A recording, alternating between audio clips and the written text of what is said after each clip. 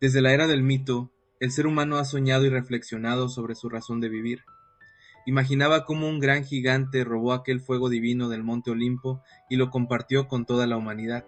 Tal como ese fuego que robó Prometeo, el conocimiento es una llama que se transmite para impedir que se extinga, propagándose por toda la civilización, creciendo algunas veces lentamente y otras dando pasos agigantados. Sin duda, no hay mejor forma de comenzar la historia de la educación que como lo hizo Nicola Bagnano en su libro Historia de la Pedagogía, haciendo referencia precisamente al mito de Prometeo.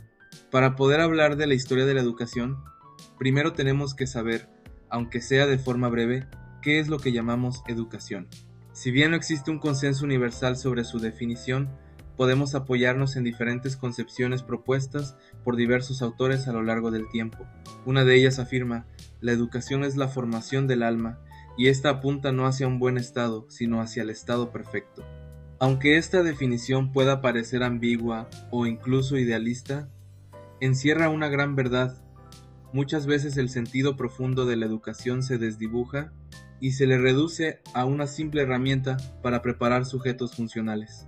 Sin embargo, que también muchas veces se ha dicho, su verdadero fin es preparar sujetos emancipados y emancipadores, los cuales aprenden a vivir de manera igual en una sociedad desigual. Aunque no tenemos una fecha exacta de cuándo comenzó la transmisión del conocimiento, sabemos que ésta existía desde la época de los cazadores y recolectores. Sin embargo, basándonos en nuestra primera definición, eso como tal aún no era educación en sentido estricto. El pensamiento educativo como disciplina surge, según muchos, en la antigua Grecia. No obstante, es sabido que los egipcios, babilonios, hindúes, chinos y otros pueblos del Oriente, cercano y lejano, habían desarrollado complejas y eficientes formas de educación antes que los griegos. Una de las primeras diferencias importantes es que la educación griega era laica, es decir, no dependía de una clase sacerdotal. Esto contrasta con las civilizaciones fluviales, como Egipto, Babilonia, India y China, donde religión y educación estaban íntimamente entrelazadas. Allí los sacerdotes y guerreros eran considerados guías espirituales y sociales, y por ello recibían formación en ramas como arquitectura, matemáticas y astronomía, además de los rituales religiosos. Con la caída del Imperio Romano y el ascenso del cristianismo, la educación en Europa pasó a ser controlada por la Iglesia. La pedagogía medieval fue teocéntrica. Dios era el centro de todo saber. Las escuelas monásticas y catedralicias fueron los principales centros educativos.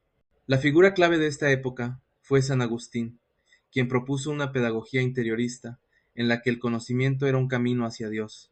Más adelante, Tomás de Aquino integró el pensamiento aristotélico con la doctrina cristiana, dando forma a la escolástica que dominó la educación durante siglos.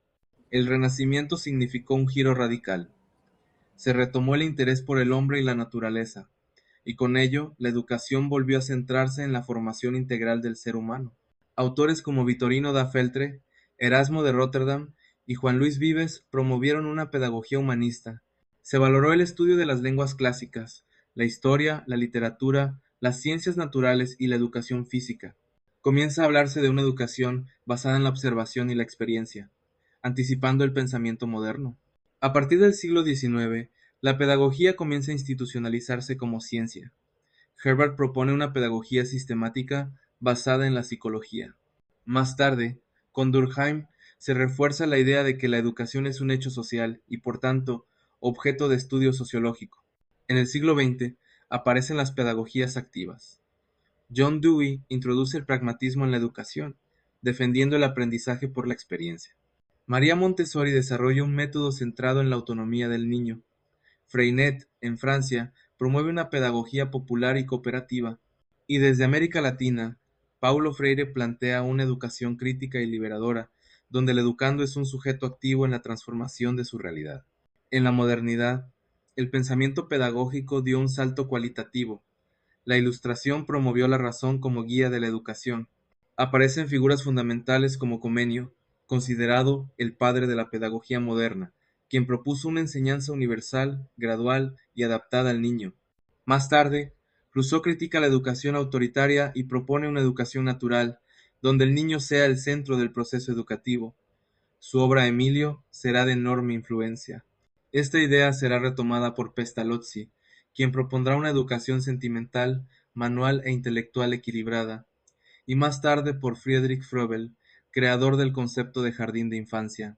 Kant, por su parte, sostenía que el hombre no es más que lo que la educación hace de él, reafirmando así la importancia moral y racional de educar. Hoy, la educación se enfrenta a nuevos desafíos: la inclusión, la tecnología, la globalización, la crisis ambiental, la inteligencia artificial. Aún así, su esencia sigue siendo la misma: compartir el fuego del conocimiento, como lo hizo Prometeo. Tal como lo expresa Bagnano, la pedagogía es un reflejo de la época en que se vive.